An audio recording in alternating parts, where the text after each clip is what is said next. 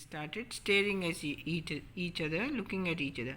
Most extraordinary thing I've heard of, said George. George said, this is something very funny which has happened because just now the butter was there and now it's missing. So mysterious, said Harris.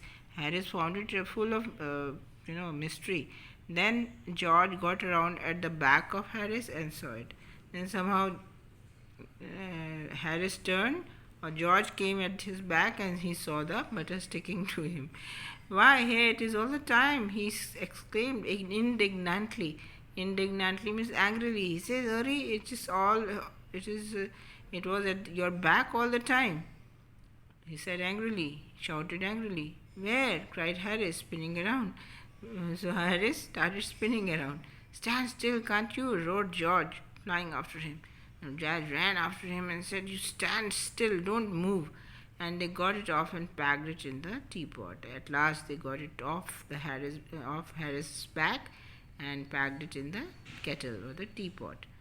Montmorency. Now here comes another character. That was Montmorency. He was there all the time, but the author mentions him now. This is the dog of the author, and he was always with them, and whatever they were doing, he was in the middle of it. And of course, Montmorency's ambition in life is to get into the way. So everything which was being done, Montmorency was interfering in it and be sworn at, and he had to be shouted at and yelled at. Sworn in means abused and shouting and cursing. If he can skirm in anywhere where he particularly is not wanted, and be a perfect nuisance and make people mad and have things thrown at his head, then he feels his day has not been wasted. So what was the habit of Montmorency? To come into the way of everything, and he would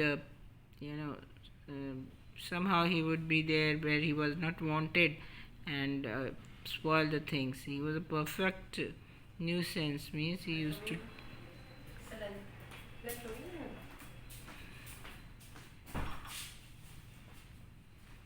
and he used to make people so angry, and that something was thrown at him, उसके sir पे कोई कुछ दे मारता था.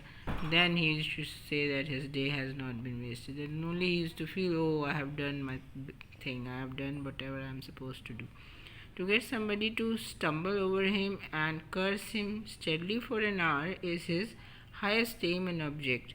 And what is it's a very line full of humor, that the dog's highest ambition and aim in life was so that he should come in somebody's way, so that he will topple over him, and then he would curse him and abuse him for an hour continuously.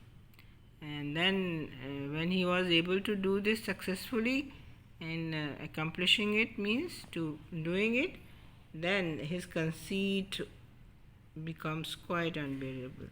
And at that time his conceit means his pride. His pride was absolutely not bearable. I mean, it was unbearable. He came and sat down on things, and just when they were waiting to be packed. So when the things were to be packed, he used to come and sit down on them, and he labored under the fixed belief that whenever Harris or George reached out their hand for anything, it was his cold damp nose that they wanted. So, and whenever George and Harris were, they took out their hand to do something, the dog would think that they are catching his cold and wet nose, and he would start barking. So he labored under the fixed belief, means he used to think very hardly, and he had a fixed kind of a notion that they are trying to catch his nose. He put his leg into the jam.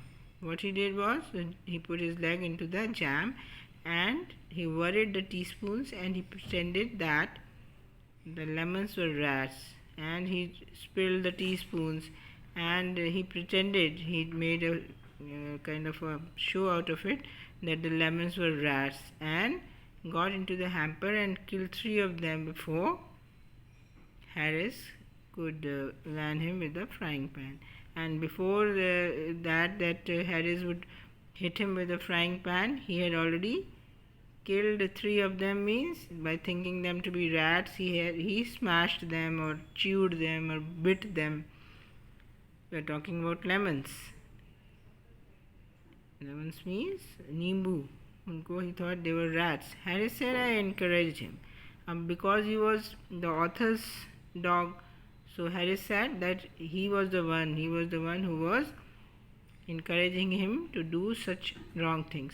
I didn't encourage him. The author says I have never encouraged him. Dog like that doesn't want any encouragement. This kind of a dog was so energetic, was so full of life and ideas that he didn't need any encouragement. It is a natural original sin that is born in him. So he is born with this kind of a tendency, which was natural, and it is a basic thing which is found in dogs, and that makes him do things like that. And his dog is particularly different from others in the sense that he does whatever has been said about him. The packing was done at 12:50. So when was the packing done? Finished at around 12:50, at 10 minutes to 1. And Harris sat on the big hamper and said he hoped nothing would be found broken. And Harris sat on the big hamper of food and he said that he hoped that nothing was broken. George said that if anything was broken, it was broken, which reflection seemed to comfort him. He says, if something is broken, let it break. So this kind of a thought comforted him. He also said he was ready for bed. We were all ready for bed. Harris was to sleep with us that night and we went upstairs. So this was the living room where they were doing the packing. And the author lived upstairs, and along with him George was putting up with him, and Harris was living somewhere else. But today, since they had to start in the morning, so he was sleeping with them in their room. We tossed for beds and Harris had to sleep with me. So they did tossing, जैसे coin के साथ सिक्का चला के हम toss करते हैं कि who would sleep on the bed. So Harris won and he was the one to sleep with the author. He said, do you prefer the inside or the outside, Jay? He says, where do you like to sleep? On the left side or the right side? That means the inside of the bed or the outside? I said I generally prefer to sleep inside a bed. Harris said it was odd. He says, no, I'll sleep inside of the bed. So Harris found it very funny. George said, what time shall I wake you fellows? Harris said, 7. Kab jagaye? So at 7 o'clock in the morning. I said, no, 6, because I want you to write some letters. The author says, no, you wake me up at 6 because I have to write some letters. Harris and I had a bit of a row over it, but at last split the difference and said 6:30. So the author wanted to get up at 6, and Harris had asked to be woken up at 7. So they split the difference, means 1 hour was split into or divided into 6:30 and said 6:30.